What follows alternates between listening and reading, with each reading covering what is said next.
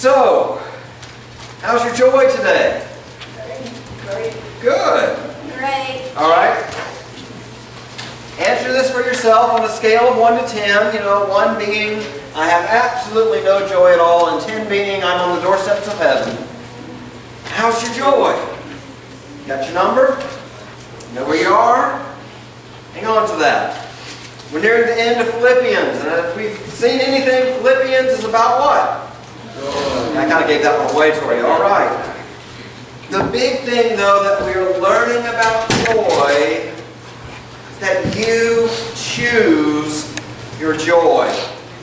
Today, if you're down around a 3 or a 4, you have the level of joy that you have chosen to have. Don't tell me that. I don't like that. I'm sorry. Truth. You have as much joy in your life as you choose to have. But if that's bad news for you, I'm sorry, but there's also good news. The good news is, before you leave today, you can choose to have more joy. You can choose it. You can choose, as we've seen, to set your stuff aside. You can choose to serve God, to minister to others. You can choose to seek the Lord. And these are things we've seen that increase our joy. But if you walk out of here today, if you walk out and you're unsatisfied with the level of joy in your life, no one to blame but yourself. We choose the joy that we have. Now maybe, however, you're like Alice, you're doing good. It's great. Maybe your joy's up there as a 7 or 8. That's great.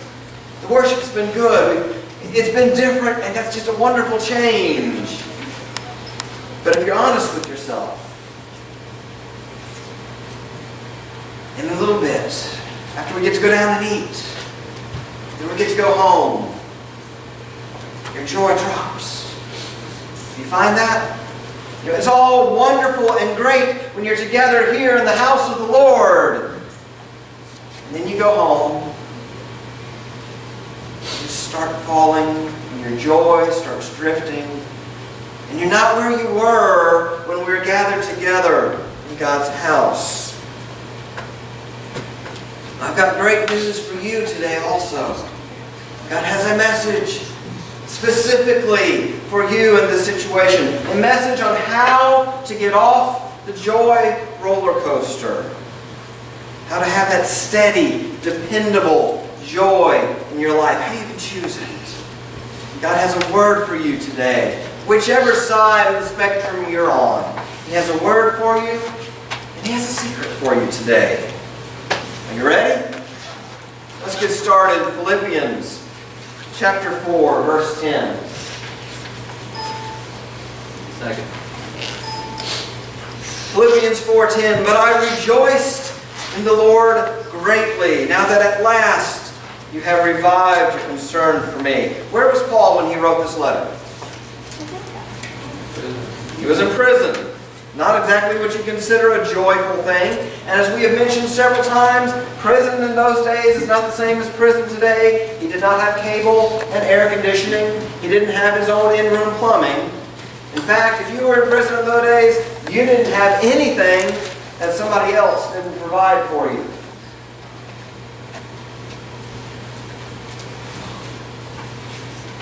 So, in his case, at this point, he was under house arrest. So somebody was providing the money, or the house, or both, to house him, to pay the guard to sit with him, and providing his meals. They probably had to feed the guard too.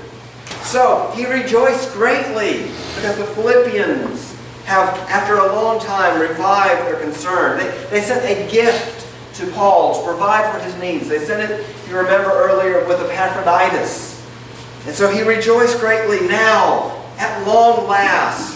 That word, it means after a long period of time, you've revived your concern for me. Now you need to understand the Philippians were an amazing people. Of all the churches that God established, the church at Philippi was the church that financially supported Paul the most throughout his ministry. In fact, he had established that church some 10 years before. And throughout that time, from when he had first established his church, they supported him financially while he planted churches at Berea, Thessalonica, and at Corinth. So these people that Paul is writing, that he is thanking for this, have a rich history of supporting Paul in his ministry. You might think, wow, they must have been really wealthy. It's exactly the opposite. In fact, Paul, talking to the church at Corinth, he's bragging to the Corinthian church about the Philippians, about how they, in spite of their great poverty, were supporting his ministry. It amazes me how it always seems it's the poorest of people who are inevitably the most generous in their support of the church and of God's work. So the Philippians, out of their poverty, had supported Paul's mission across Asia. But at some point, they had stopped. But now, after this time where they were not supporting him, they have resumed. So he says, I rejoice greatly. Now, at last, you have revived your concern for me. Indeed, you were concerned before, but you have lacked opportunity. Paul rejoices that they have resumed meeting his needs, but he knows they have always been thinking of him. Don't think Paul's getting on to them. It's been a long time since you helped me. No, he understands. These people were poor, and if they weren't supporting him, there was a reason. But he rejoices because now they have been able again to support his ministry. And so this is where the first point in our message comes from today. Joy comes through God's provision. Have you ever been there? You get the bills, you look at the checkbook, and you're going to have a problem. You're on the side of the road, you've got not one, you've got two flats. And you're wondering how. And then God steps in. And God meets your needs. Through somebody, through some means, whether you know or don't know exactly how, God makes it happen. We rejoice in God's provision. But Paul is not just rejoicing in the gift he's received. He is also rejoicing for the Philippians because they have a renewed ability to bless him in his ministry. We see it in verse 11. Not that I speak from want or from need, for I have learned to be content in whatever circumstances I am. I said that there is a word for you today in God's message. And that word is content. There's joy in God's provision. There is joy in ministry. We've seen there is joy in selflessness, and certainly there is joy in knowing the Lord. But without contentment, your experience of that joy can be a roller coaster. Have you been there? Up and down, up and down. Your experience of joy can be so dependent on your circumstances. And while we can find joy in all the things that Paul has been talking to us about in Philippians, without contentment, you cannot abide in joy. If we want to remain in his joy, we must have a contented heart. Ecclesiastes 4:6 says, it's better to have one handful with contentment than to have 2 fists full of labor and striving after the wind. The word content is kind of an interesting word. It refers to a nation that doesn't need any imports. A sovereign country that has everything it needs. You got something to bring in? Great. We'll enjoy it. But we don't need it. We don't have to have it. You want more joy today? You want to have a stable level of joy in your life? cultivate that contentment. What can we be content in? I have 4 things for you this morning. Areas that we usually struggle with contentment. First, be content with what you have. Hebrews 13 says, make sure that your character is free from the love of money. Being content with what you have. If God blesses you with worldly possessions, fine. Use them and enjoy them to the Lord. But do not let your things consume you. Do not let what you have you. How can you know if your possessions have possession of you? If you have more than basic shelter, more than simple transportation, and yet at the end of every month you are worrying how you're going to pay the bill, how you're going to meet your payments. Your stuff may have more of you than you have of it. If you're living from paycheck to paycheck, and you're struggling and worrying about covering everything at the end of the month, but you stop and you think about the luxuries you have, and it really bothers you to consider letting some of them go. Luxuries, not needs, luxuries. Your stuff probably has you instead of you having it. Be content with what you have. Second, be content with where you are. We have so many here in the military, and God bless Uncle Sam, but he tells you to move pretty often, doesn't he? One thing I have heard consistently across the board, it was always better at the last place. No matter how much you hated the place while you were there, 3 months into your next assignment, man, it was so much better back there. Even for those of you not in the military, I assure you, everyone else struggles with this. And people will up and move because they are not content with their life where they are. Got news for you. If you're not content with your job, if you're not content with your friends, if you're not content with your family, if you're not content with your church, if you up and move, you're not going to be content there either. You don't move to find contentment. We're not talking about when God says go.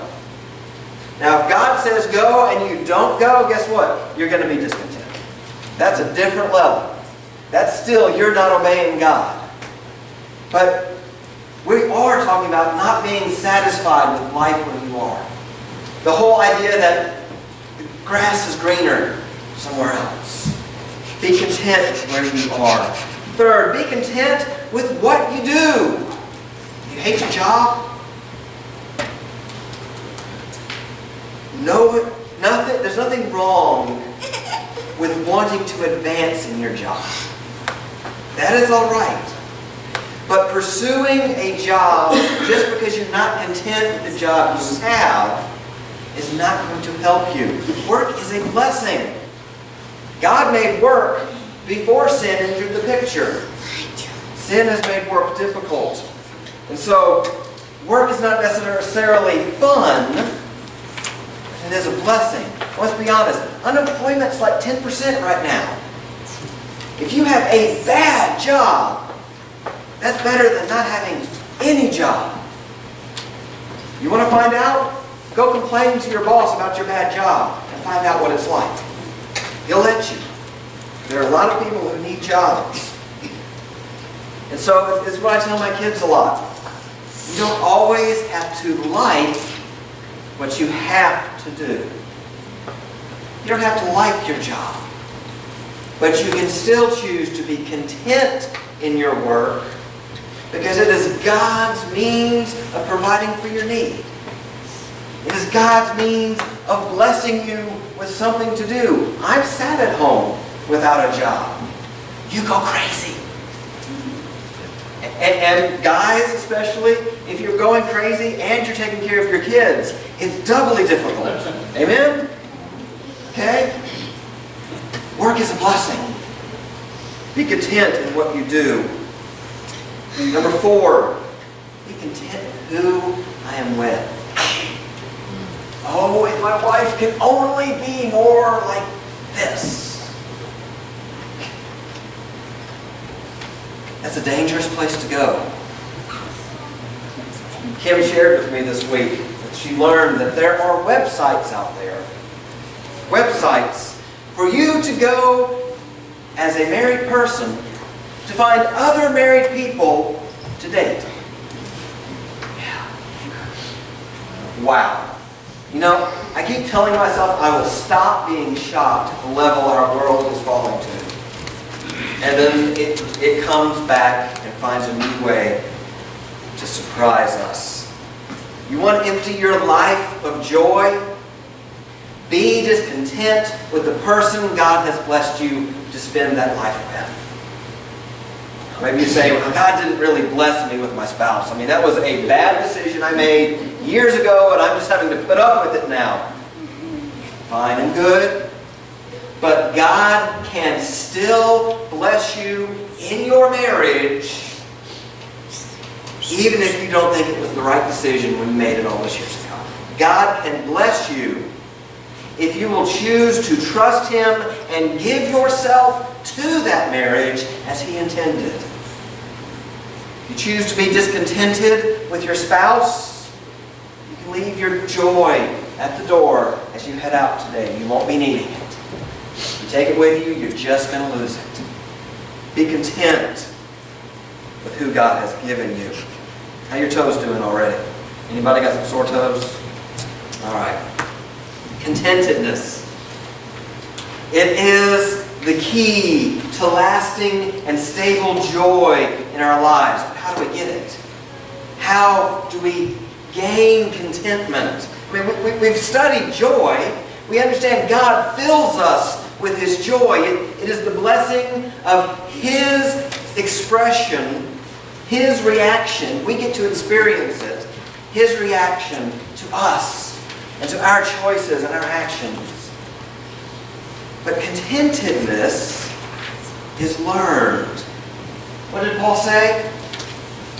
Not that I speak from need, for I have learned to be content in whatever circumstances I am.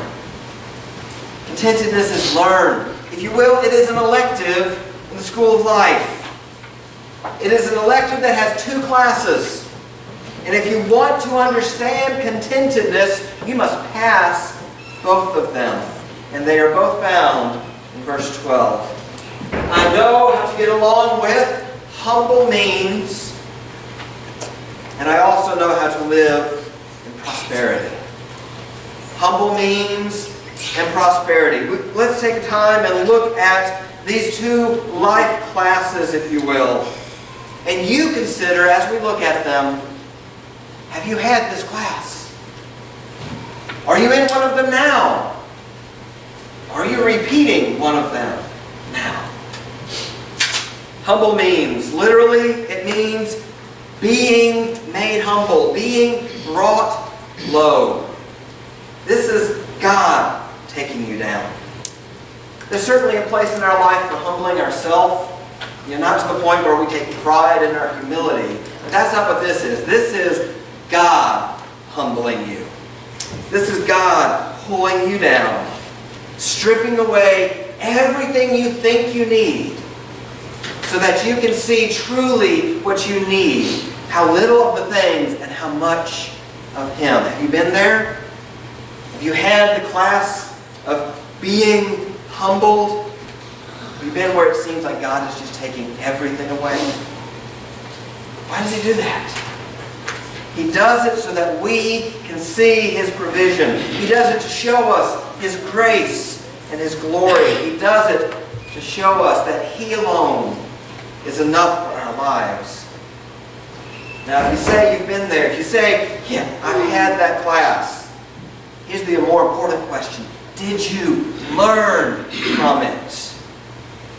Or did you merely endure it? Have you learned how to be content with being brought low? Here's a test for you. It's an easy one. Do you tithe? You see, tithing is one part of that understanding that God is enough. If you don't believe that God can meet your needs with 90%, you have not passed the course. You have not learned to be content in the midst of humble means. Now, I don't bring that up to dog us about tithing. I brought it up so you can honestly evaluate for yourself. Have you learned? Because if you have not yet learned how to be content when you are brought low, you will have to repeat this course in your life.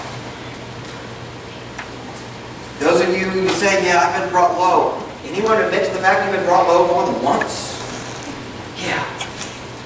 If you don't learn from the course, if you don't pass, God will take you away from it for a time, but He's going to send you back. If you are His, God will bring you low. He will humble your means again. Because we have to get this. We have to learn how to be content in the Lord. Being made low. Can you handle it well? Or does it take your joy away? The second class in this school of life is being made to abound. Literally having abundant excess. Overflowing. Have you been to that class? Now, I see some of your faces. You're like, no, but I want to. I want to sign up for that one. I got news for you. If you think being made low is hard, being made to abound is much harder. You see, wealth has destroyed far more good character than poverty ever will. When we are in desperate need, we seek the Lord. And we learn from Him. He is our provider. But when we have abundance, it is so much easier to turn away from God. So maybe you've started this course. Maybe you've been in a place where God has started blessing your life. You got the great job. You started making more money. In fact, you not just had more money, you had not just enough to cover the bills, you had a lot left over. And you start looking at all the things you can do now.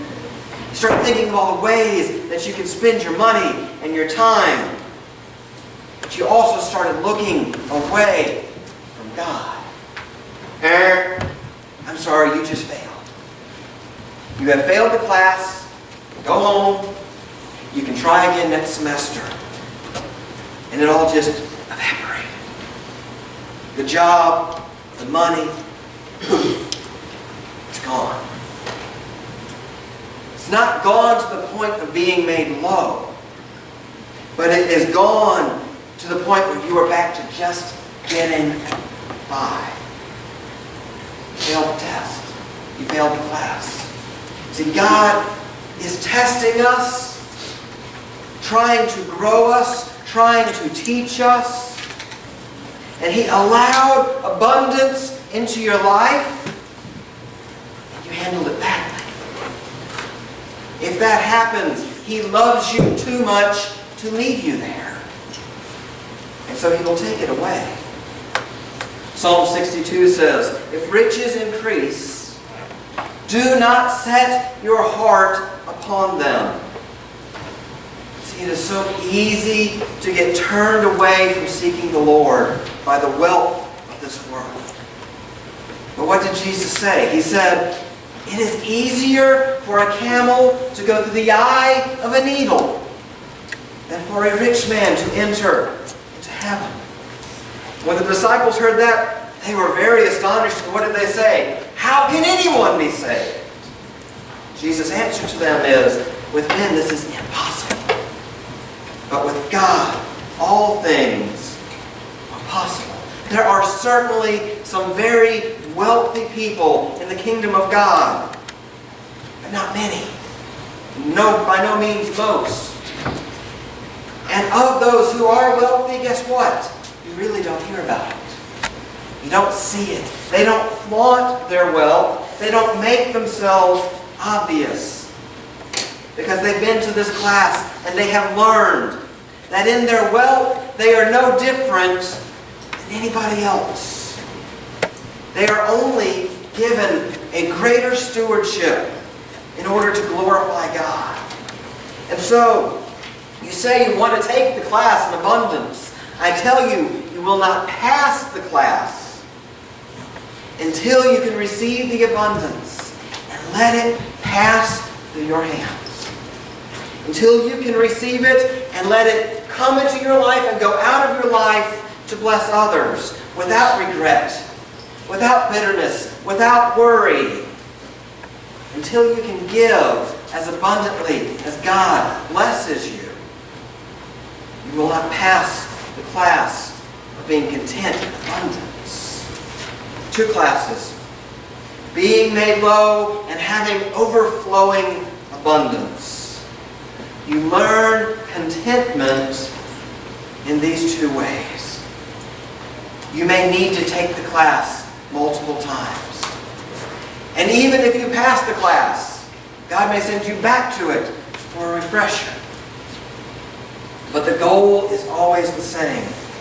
To teach you contentment. That's your word for today. I said you had one. Your word for today is contentment. But I also promised you a secret. So let's finish verse 12. I have learned to be content in whatever circumstances I am. I know how to get along with humble means. I also know how to live in prosperity. In any and every circumstance, I have learned the secret of being filled and of going hungry, of having both abundance and of suffering need. Paul has learned from these 2 courses, humility and abundance. He has learned contentment, and he has learned that there is a secret to contentment. He's going to give us the answer to the final at the end of the semester. Who wants to know it? We go home. Who wants to know the secret to being content in the Lord? 2 of you. Well, okay. The rest of you can start class again next semester. The secret to being content in all circumstances is that I can do all things through Him who strengthens me. Are you tired of your joy being as a roller coaster? Do you want to continually abide in the joy of the Lord? Your stabilizer is contentment. And the secret to being content in all things is found in Philippians 4:13. I can do all things through Him who strengthens me. Not by Him who strengthens. He doesn't do it for you and hand it to you completed. It's not with Him who strengthens. It's not merely Him helping us, our work plus His work. It is through Him who strengthens. His life lived in and through you. As Galatians 2:20 says it, I have been crucified with Christ. And it is no longer I who live, but Christ who lives in me. I can do all things through Him who strengthens me. Do you want to retain your joy in the low points of life? I can do all things through Him who strengthens me. Do you want to keep your focus in the midst of God blessing you? I can do all things through Him who strengthens me. The secret is you cannot do it on your own. With men, it is impossible. But with God, all things are possible. You cannot save yourself. You cannot change yourself. And you cannot remain in the joy of the Lord yourself. But you can do all of these things and so much more through Him who strengthens you.